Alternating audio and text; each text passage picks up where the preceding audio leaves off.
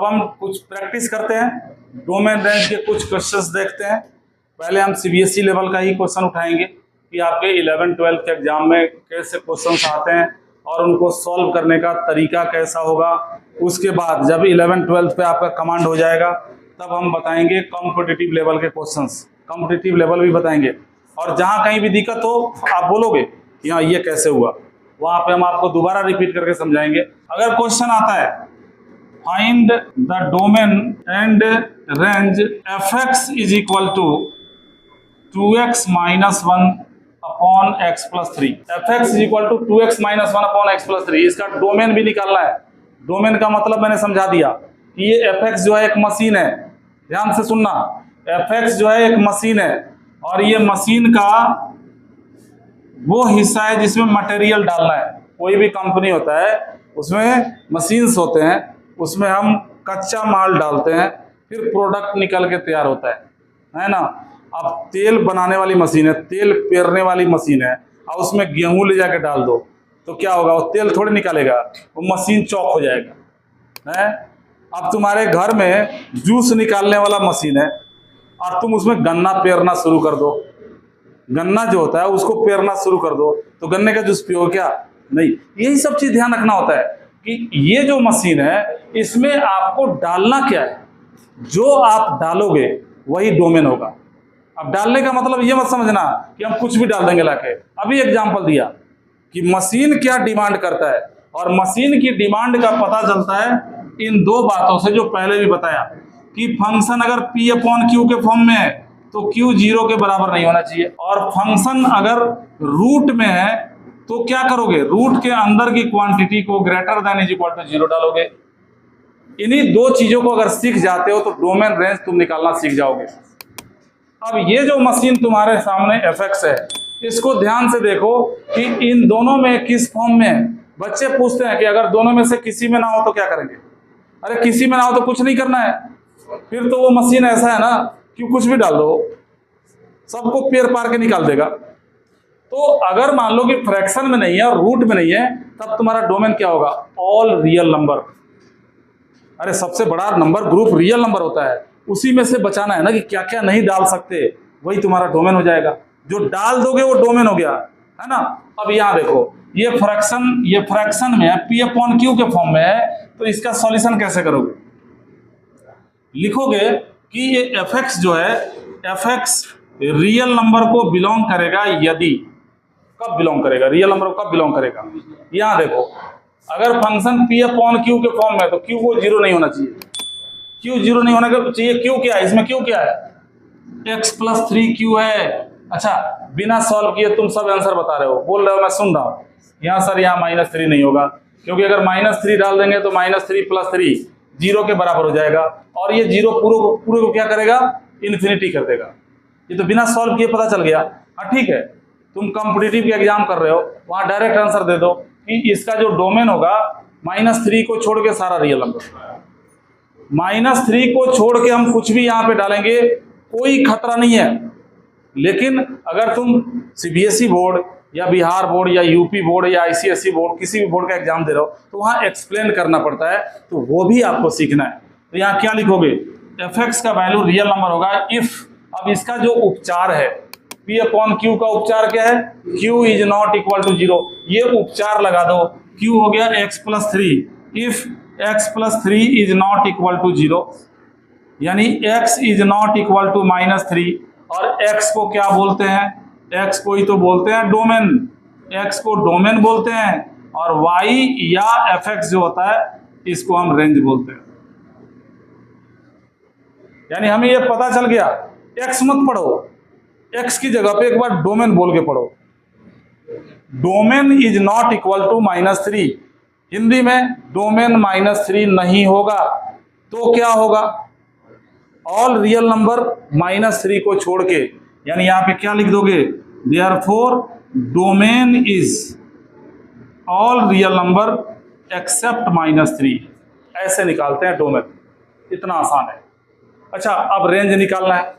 अब हमें ये पता लगाना है कि x की जगह पे हम -3 को छोड़ के दुनिया के सारे रियल नंबर डाल देंगे, 0 1 2 3 4 सब कुछ डाल देंगे, सब कुछ डाल देंगे इसमें, इसका वैल्यू कहाँ से कहाँ तक आएगा?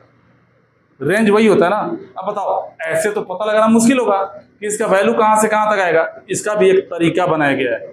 जो काम आपने यहाँ किया वही काम दोबारा करना है, लेकिन यहाँ आपने किसके लिए किया?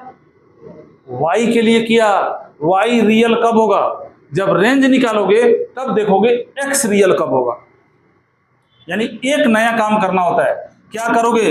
रेंज निकालने के लिए fx को y के बराबर डालो। जो सीखो, ध्यान से सुनो, जो भी तुम्हारा fx है, fx क्या है? 2x minus 1 upon x plus 3।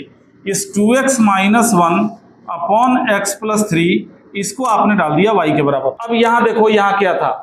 यहां y का वैल्यू x के फॉर्म में था। सुन रहे हो सारे, ध्यान से देख रहे हो उमेश? y का वैल्यू x के फॉर्म में था। fx क्या होता है? y ही तो होता है। तो y का वैल्यू क्या था? x के फॉर्म में। एक नया काम तुम्हें करना है, x की वैल्यू निकालनी है y के फॉर्म में। तभी तो हम पता लगाएंगे ना कि x रियल कब होगा। डोमेन के लिए हम पता करते हैं y रियल कब होगा, x रेंज के लिए पता करते हैं x रियल कब होगा। एक नया काम करो, x की वैल्यू y के फॉर्म में निकालो। यही पे तुम्हें अपना प्रीवियस नॉलेज यूज करना होता है। तो क्या करोगे? क्रॉस मल्टीप्लिकेशन कर दो। 2x minus 1 is equal to x y plus 3y। हमें x की वैल्यू निकालनी है। x को एक तरफ करो, 2x minus x y is equal to 3y plus 1। इन दोनों में से x को कॉमन कर दो, 2 minus y is equal to 3y plus 1। x की वैल्यू निकालनी है, इसे उठाओ अपॉन में डाल दो, यानी x इज इक्वल टू क्या हो जाएगा? 3y plus 1 upon 2 minus Y. अब देखो, ये बिल्कुल इसकी तरह बन गया। अब जो काम हमने यहां किया था वही काम यहां करना है। रेंज निकालने के दौरान नया काम इतना ही करना है बस। अब क्या है? x की वैल्यू fx के फॉर्म में, fx मतलब y के फॉर्म में। यहां क्या था? y की वैल्यू x के फॉर्म में था। अब वही चीज सोचो कि x रियल कब होगा। ये जो x है ये रियल कब होगा? अब भी हमारा फंक्शन क्या है? p अपॉन q के फॉर्म में आ रहा है। तो कौन सा दवा देना सही रहेगा वहां पे? पहला, q 0 नहीं होना चाहिए, यानी x रियल होगा यदि ये है q। p अपॉन q का मतलब ये q हो गया। 2 minus y is not equal to 0, y is not equal to 2। और y किसको बोलते हैं? रेंज को बोलते हैं। y मत पढ़ो, एक बार इसको रेंज पढ़ो। Range is not equal to 2 का मतलब क्या हुआ? ये है कैपेसिटी, है ताकत इतना। 2 इसकी वैल्यू लाके दिखा दो। दुनिया का कोई भी नंबर इसमें डालोगे, इसकी वैल्यू 2 कभी आ ही नहीं सकती है। ये गारंटीड है, ये बता रहा है कि रेंज 2 नहीं होगा, मतलब इसका वैल्यू 2 नहीं होगा। तो रेंज क्या हुआ? यानी रेंज हो गया इसका ऑल रियल नंबर एक्सेप्ट 2। अब तुम तो छोटे छोटे बच्चे हो, अरे 11-12 के बच्चे बड़े थोड़े हो जाते हैं। तुम कहोगे ऐसा कैसे होगा, 2 क्यों नहीं आएगा? जिद पे बैठ जाओगे। अब देखो, अगर तुम्हारी जिद को मैं पूरा करने लग गया तो सारे मैथ्स का सत्यानाश हो जाएगा। तुमने कहा कि नहीं इसका वैल्यू 2 आ सकता है, यानी fx बराबर 2 आ सकता है। चलो मैं दिखाता हूं fx बराबर 2 क्यों नहीं आ सकता। fx बराबर हमने 2 ले लिया, ठीक है, fx का वैल्यू 2 ले लिया। fx की वैल्यू कितनी है? 2x minus 1 upon x plus 3, ये ले लिया 2 के बराबर। जरा सॉल्व करके देखो ना। अरे तुमने y को 2 लिया, fx मतलब y को 2 लिया। अब देखो x क्या आ रहा है, x जो आएगा तुम्हें पता चल जाएगा। x जैसे मान लो 1 आ गया तो ये पता चल जाएगा कि 1 डालने पे 2 आएगा। अब देखो सॉल्व करो तो 2x minus 1 is equal to 2 into x plus 3 हो गया। 2x minus 1 is equal to 2x plus 6 हो गया। 2x से 2x कट गया, माइनस 1 बराबर 6 हो गया। ऐसा होता है मैथ में क्या? ये बताना जरा, माइनस 1 6 के बराबर होता है? ओए माइनस 1 6 के बराबर होता है क्या? अरे तू किसी से माइनस 1 मतलब 1 लाख रुपया कर्जा ले लेगा और अगले दिन जाके तू बोलेगा उसको कि तू मेरे को 6 लाख रुपया दे दे, तो देगा तेरे को? अगर माइनस 1 6 के बराबर हो गया, इसका मतलब क्या हुआ? तूने 1 लाख रुपया किसी से कर्जा लिया, अगले दिन उसके घर पे चढ़ गया कि मेरे सर ने माइनस 1 को 6 बराबर प्रूव किया था, ससुर के नाती तू 6 लाख निकाल, नहीं तो कत्ल कर दूंगा अभी। तो माइनस 1 और 6 अगर बराबर हो गया तो मैथ तो पूरा चौपट हो जाएगा ना जी। मैथ तो मैथ का मतलब ही कोई नहीं रहेगा। इसका मतलब क्या हुआ कि fx का वैल्यू 2 कभी नहीं हो सकता। आपने गलत यहाँ पे अजम्पशन किया है, इसी के चलते यहाँ पे गलत रिजल्ट आ रहा है। यानी इसका जो रेंज होगा वो ऑल रियल नंबर होगा 2 को छोड़ के। तो बच्चों इस तरीके से हम डोमेन रेंज निकालते हैं।